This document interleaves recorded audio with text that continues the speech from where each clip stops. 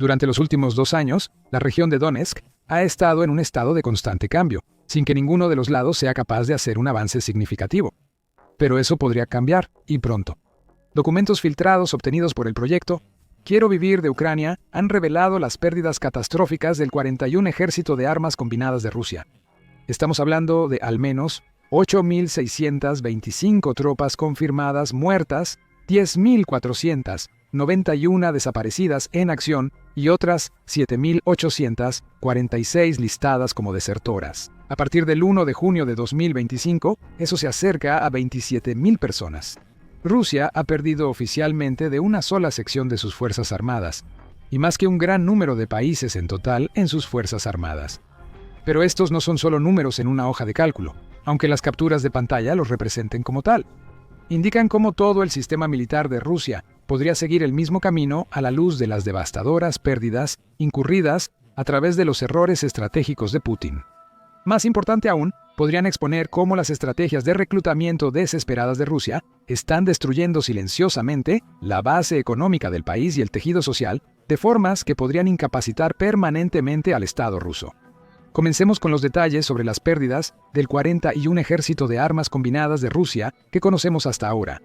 La unidad más afectada, la 74ª Brigada de Fusileros Motorizados de Kemreva Oblast, tuvo 2.479 soldados muertos, 2.732 desaparecidos y 2.789 desertores. Cuando sumas todo eso, es más del doble del tamaño original de la brigada de alrededor de 3.500 soldados. Esto implica que la 74ª Brigada ha sido aniquilada 2 veces. Es razonable suponer que esto requirió múltiples rotaciones completas de personal solo para mantener la capacidad operativa básica. Y cuando la primera ola de soldados profesionales fue abatida, probablemente fueron reemplazados por reclutas relativamente más frescos, quienes aceptaron los términos favorables del contrato de Rusia, de los que hablaremos luego. Para entender cuán catastrófico es esto realmente, necesitamos considerar dónde está principalmente estacionado el 41 Ejército.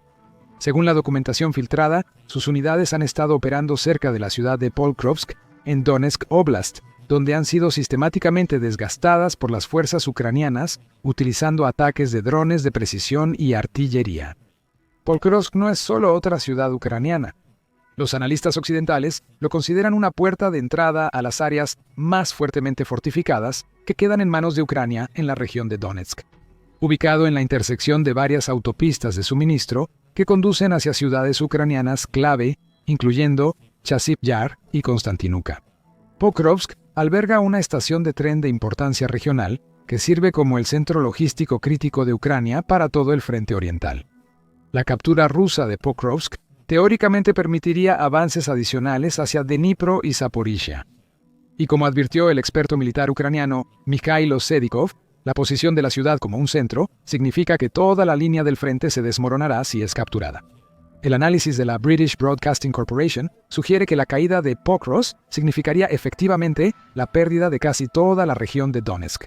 Sin embargo, después de lanzar toda la 41A Armada Combinada y otras unidades a este precio estratégico durante meses, Rusia no ha logrado prácticamente nada excepto enterrar a más de su propia gente. A pesar de que el frente se extiende por más de 600 millas a través de Ucrania, Rusia ha centrado casi la mitad de sus operaciones ofensivas en capturar Pokrovsk, y las fuerzas rusas aún permanecen atrapadas en una guerra de desgaste que ha producido ganancias territoriales medibles en campos de fútbol, en lugar de un avance estratégico. Aquí es donde entran en juego las ventajas estratégicas de Ucrania como defensora. Al obligar a Rusia a comprometer enormes recursos para capturar una sola ciudad, mientras simultáneamente degrada su capacidad para mantener lo que ya han tomado, Ucrania ha vuelto las propias prioridades estratégicas de Rusia en su contra. El Instituto para el Estudio de la Guerra señala que las fuerzas rusas habían estado intentando cercar Pokrovsk desde 3 direcciones este, sur y oeste para cortar las líneas de suministro ucranianas. Sin embargo, el enorme compromiso de fuerzas de Rusia ha dejado a su ejército vulnerable en todas partes, mientras agota recursos humanos y de municiones irreemplazables. Pero aquí es donde las cifras se vuelven realmente asombrosas. En todas las brigadas del 41 Ejército, la cifra total de bajas cercana a 27.000 representa una desorganización completa. Cuando un ejército pierde más soldados por muerte, desaparición y deserción de los que puede reemplazar a través de los canales normales de reclutamiento, deja de funcionar como una fuerza de combate coherente. Ya hemos visto el resultado de eso en la incapacidad de Rusia para progresar a pesar de las abrumadoras ventajas numéricas. Los documentos filtrados también revelan algo que debería aterrorizar a los planificadores rusos y ucranianos por igual. De los desertores del 41 ejército, el 5,28% eran convictos reclutados en las llamadas Compañías 5. Estas son unidades de asalto formadas principalmente por prisioneros a los que se les ofreció una liberación anticipada a cambio de servir en combate. Esta cifra está en el extremo superior del promedio de ex-convictos en las unidades regulares de primera línea rusas, que la inteligencia militar ucraniana sugiere que varía del 5 al 30%. La alta proporción de convictos sugiere que el programa de reclutamiento de prisioneros de Rusia se ha convertido en una fuente significativa de mano de obra militar. Esto nos lleva a la incómoda realidad de cómo Rusia ha estado dotando de personal a su ejército durante esta guerra, al vaciar sistemáticamente sus prisiones y lanzar a los convictos a la picadora de carne. Cuando el líder del grupo Wagner, Yevgeny Prigozhin, comenzó a reclutar prisioneros en el verano de 2022, los analistas pensaron que terminaría con miles o unas pocas decenas de miles de soldados. Pero a principios de 2025, el Servicio de Inteligencia Extranjera de Ucrania estimó que Rusia ha reclutado hasta 180,000 convictos para la guerra. Con la población carcelaria del país reduciéndose prácticamente a la mitad, de 600 a 70,000 en 2014 a solo 300 a 350,000 en 2024. Según el disidente ruso Vladimir Osechkin, cuyas fuentes incluyen el Servicio Penitenciario Federal de Rusia, a más de 10,000 prisioneros rusos se les ha ofrecido indultos para luchar, con más de 1,000 muertos cada semana en Ucrania. Bajo el modelo Wagner, los prisioneros que sobrevivan un periodo de 6 meses en el frente serían liberados en la sociedad rusa con indultos completos por sus crímenes. Pero esto podría ser mucho más difícil de lo que la mayoría de los convictos predijeron cuando se inscribieron. Las estimaciones de Estados Unidos sugieren que para mayo de 2023, solo Wagner había sufrido 10,000 combatientes muertos y 40,000 heridos desde diciembre de 2022, con el 90% de los muertos siendo convictos. El uso de convictos como carne de cañón crea algunos problemas más allá de la simple efectividad militar. Primero, estos reclutas prisioneros se están utilizando como tropas de asalto prescindibles y se despliegan en ataques de oleadas humanas diseñados para agotar las defensas ucranianas antes de que avancen los soldados profesionales. Y los ataques de oleadas humanas son tácticas que deberían haberse considerado obsoletas en la Primera Guerra Mundial, cuando la infantería mecanizada se convirtió en la norma en lugar de la excepción. En segundo lugar, los expertos de la Organización de las Naciones Unidas han documentado que los prisioneros reclutados son regularmente amenazados y maltratados por sus superiores, con varios reclutas ejecutados por intentar escapar y otros gravemente heridos como advertencias para otros reclutas. En tercer lugar, y lo más preocupante para la sociedad rusa, miles de criminales endurecidos están siendo liberados de nuevo en las comunidades rusas después de completar su servicio militar, creando importantes preocupaciones de seguridad pública. Cuando combinas esto con los documentos filtrados que muestran que se cree que 2,200 desertores convictos solo del 41 ejército están sueltos en las áreas traseras de Rusia. Una receta para la inestabilidad social a largo plazo. Pero estas devastadoras cifras de bajas y tasas de deserción también revelan el éxito de la arma más sofisticada de Ucrania contra Rusia, la guerra psicológica. Los documentos filtrados del 41 ejército no provienen de la inteligencia ucraniana ni de capturas en el campo de batalla. Vinieron directamente de soldados rusos que querían que el mundo supiera sobre el colapso de su propio ejército. A su vez, los documentos fueron proporcionados al proyecto Quiero Vivir de Ucrania, que luego se utilizaría para impulsar más medidas de divulgación e inteligencia. Lanzado en septiembre de 2022 por la Inteligencia de Defensa de Ucrania, el proyecto Quiero Vivir representa la guerra psicológica para la era digital. Operando como una línea directa a las 24 horas Telegram, chatbot y sitio web, el programa proporciona a los soldados rusos procedimientos detallados de rendición, orientación legal e información sobre opciones de asilo. Pero su verdadero poder radica en cómo explota la contradicción fundamental en la estrategia militar de Putin, pidiendo a los hombres que mueran por una causa, mientras simultáneamente señala que sus vidas son prescindibles. El programa presume estadísticas impresionantes. El sitio web del programa ha sido visitado más de 48 millones de veces, con 46 millones de visitas provenientes de dentro de Rusia.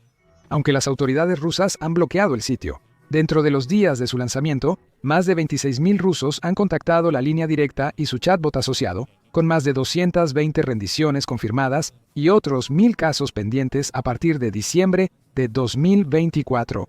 Lo que hace que esta guerra psicológica sea tan efectiva es su objetivo de atacar a las tropas más vulnerables de Rusia, que podrían constituir una gran parte de sus fuerzas en este punto.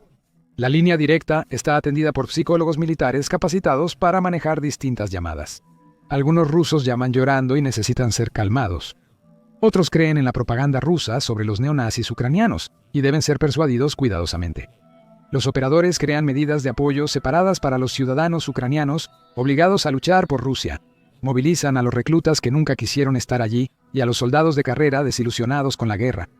Esto crea un ciclo de retroalimentación donde el conocimiento de la opción de rendición se propaga por toda la sociedad rusa, socavando la capacidad del gobierno para mantener la fachada de que la guerra es apoyada. Apoyo universal. El proyecto Quiero Vivir también explota las exactas vulnerabilidades creadas por el objetivo étnico de Rusia y el reclutamiento de convictos.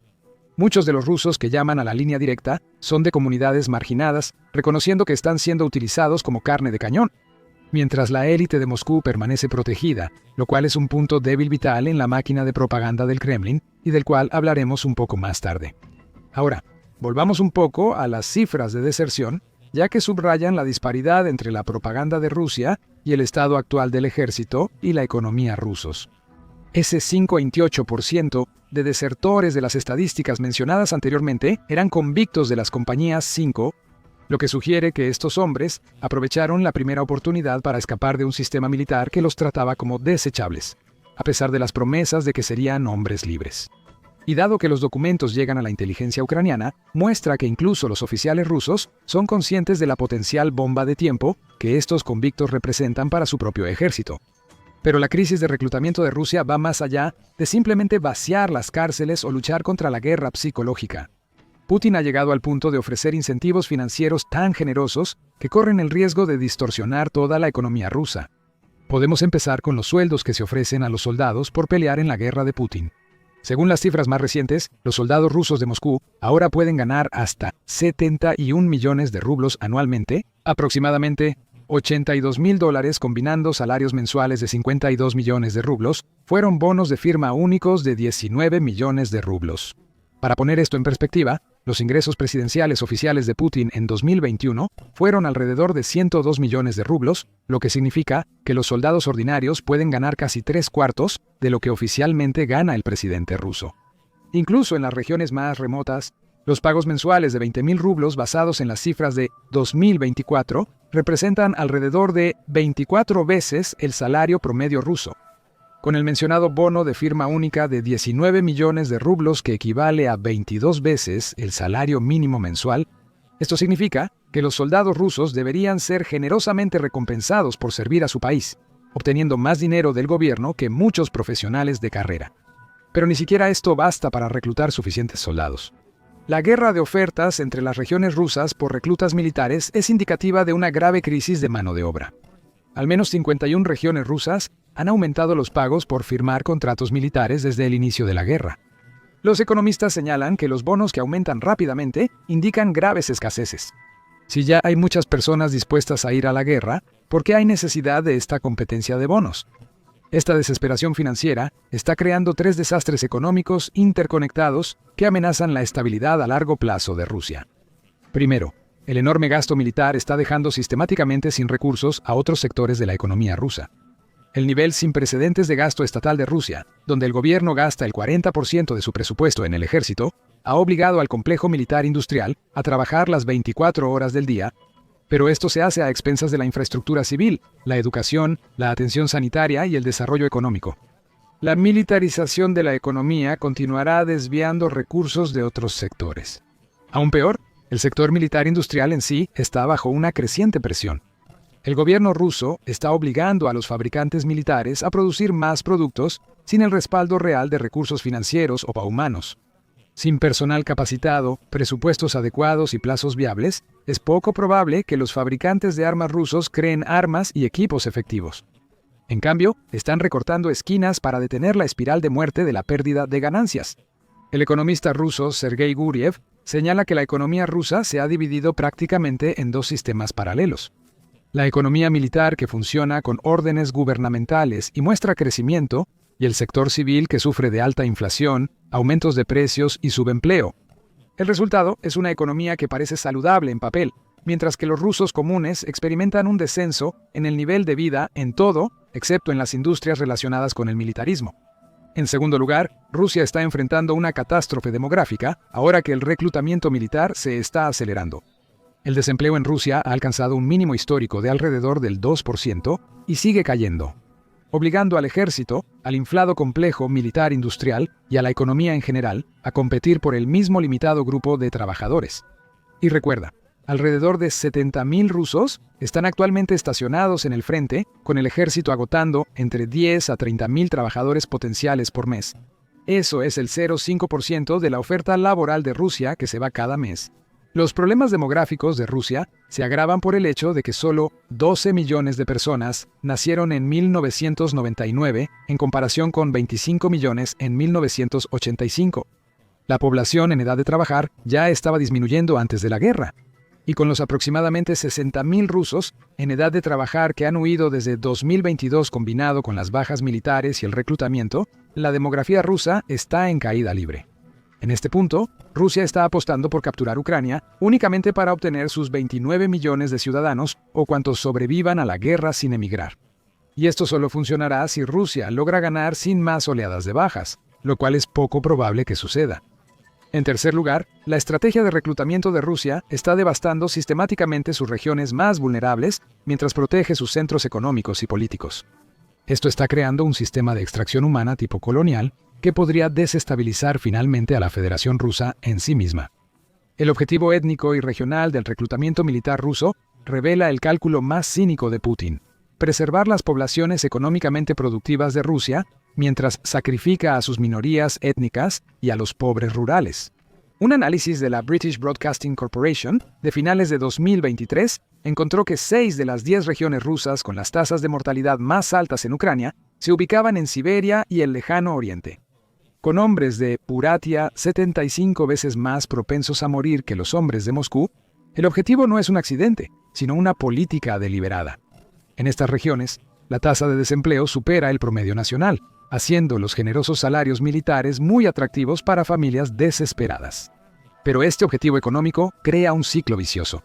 A medida que los reclutadores militares se enfocan en áreas remotas y rurales, donde hay menos cobertura mediática y actividad de protesta, drenan sistemáticamente estas regiones de hombres en edad de trabajar. Sin duda, hay un impacto positivo en la máquina de propaganda. A medida que estas personas firman contratos, reciben los pagos iniciales y altos salarios mensuales que envían a sus familiares en casa o gastan personalmente. Esto les permite gastar aún más dinero en lujos inútiles o incluso apostarlo todo. Al mismo tiempo, las regiones se vuelven más vulnerables a la propaganda rusa al mostrar los altos ingresos de los soldados, lo que explica el nivel relativamente alto de apoyo para el actual gobierno ruso, a pesar del desastroso esfuerzo de guerra. No obstante, esto se compensa con el elevado desgaste previamente señalado en el ejército ruso. Con más de 1 millón de bajas, es probable que las tropas rusas estén casi completamente compuestas por oficiales veteranos de alto rango y reclutas relativamente nuevos. Eso vino por contratos generosos. Las tropas de regiones económicamente desfavorecidas tienen las tasas de bajas más altas en batalla, incrementando el riesgo de que los soldados no vuelvan a casa completos. Esto se agrava con Putin reduciendo el pago para los soldados heridos hasta en un 90%, dependiendo de su lesión. El costo humano trasciende a las familias individuales. Comunidades étnicas enteras están siendo vaciadas, con ciudades alcanzando niveles insostenibles de disminución de la población. Sin hombres en edad de trabajar en la población, la comunidad pierde una de sus principales fuentes de ingresos. Pero también reduce aún más la tasa de fertilidad de una generación que se vio directamente afectada por el declive del colapso de la Unión Soviética a mediados de los 90. Para las minorías étnicas que ya están marginadas en la sociedad rusa, las tasas desproporcionadas de bajas crean conciencia de que están siendo utilizadas como carne de cañón para Putin, mientras Moscú succiona todo el dinero y los recursos de las provincias. Esto ha llevado a informes de racismo dentro de las fuerzas rusas, con soldados del ejército ruso acosando a los soldados buriatos, calmucos y tubanos, y peleas internas entre diferentes grupos étnicos. Las perspectivas a largo plazo de este objetivo étnico son preocupantes. Rusia está debilitando sistemáticamente la base demográfica de regiones que ya son económicamente vulnerables, mientras concentra los beneficios económicos en Moscú y San Petersburgo. Esto crea las condiciones para movimientos separatistas o un colapso económico completo en las regiones periféricas de Rusia, haciéndolas dependientes de la financiación directa del núcleo ruso. Eso nunca sucedería a la luz de una economía nacional en declive. Además, incluso si las promesas de Rusia de altos salarios e impulso económico funcionan a corto plazo para aumentar la conciencia y el apoyo regional, no lo hará a largo plazo. La estrategia solo tiene sentido si Rusia ganó la guerra rápidamente. Cuando Putin lanzó la operación militar especial en febrero de 2022, el plan se basaba en que una fuerza abrumadora lograra una victoria rápida antes de que los costos económicos y demográficos se volvieran insostenibles. Los soldados recibirían altos salarios, sí, pero no crearían drenajes de varios años en los recursos rusos debido a esfuerzos prolongados para continuar con los pagos. Además, el sector privado ruso simplemente no puede mantener el ritmo de reclutamiento militar, incentivos económicos y aumento de la producción de armas y municiones. Estos tres aspectos están luchando por el mismo grupo limitado de hombres, todos en las regiones económicamente desfavorecidas de Rusia. Mientras tanto, Moscú y San Petersburgo están siendo aislados de los efectos reales de la guerra, porque contiene la sección más políticamente activa y relevante de la sociedad rusa. El resultado es una economía destinada a militarizarse cada vez más, incluso si eso resulta en ingresos reales estancados o en caída. Y esto plantea otro punto en el sentido de que Putin no cree que esta guerra sea existencial para Rusia. Si lo fuera, Moscú ya habría implementado un servicio militar universal que afectara a todos los ciudadanos rusos por igual. Esto no solo es suicida militarmente, sino que apunta a que Putin en realidad no tiene control ni conocimiento del verdadero estado de los asuntos de su país. Esto también crea una contradicción política que se vuelve más difícil de propagar con cada mes que continúa la guerra. Putin necesita convencer a los rusos de que la guerra vale la pena luchar mientras simultáneamente protege a las poblaciones cuyo apoyo necesita para mantenerse en el poder. Si Rusia sigue perdiendo soldados sin realmente reclutar de sus núcleos poblacionales, también existe la posibilidad de que todo el ejército se vuelva étnicamente distinto de su capital. En ese punto, el ejército ruso, que ya está al límite en ingenio y moral debido a las pérdidas sostenidas en Ucrania, podría simplemente dirigir su atención hacia adentro y derrocar al régimen. En una revolución que hace eco a la caída de la Rusia imperial hace más de 100 años, las pérdidas catastróficas del 41 ejército son por lo tanto solo un síntoma de la crisis más amplia de Rusia. Un país que eligió la guerra sobre la reforma, la propaganda sobre la realidad y las ganancias territoriales a corto plazo sobre la supervivencia nacional a largo plazo. Y los documentos filtrados muestran que esta elección está destruyendo a Rusia desde dentro. Un informe de bajas a la vez. Gracias por ver. Para conocer cómo Ucrania está eliminando soldados rusos en masa, ve nuestro video sobre las bajas a lo largo del frente. Para estar al día con las noticias del frente, suscríbete a The Military Show y recibe videos a diario.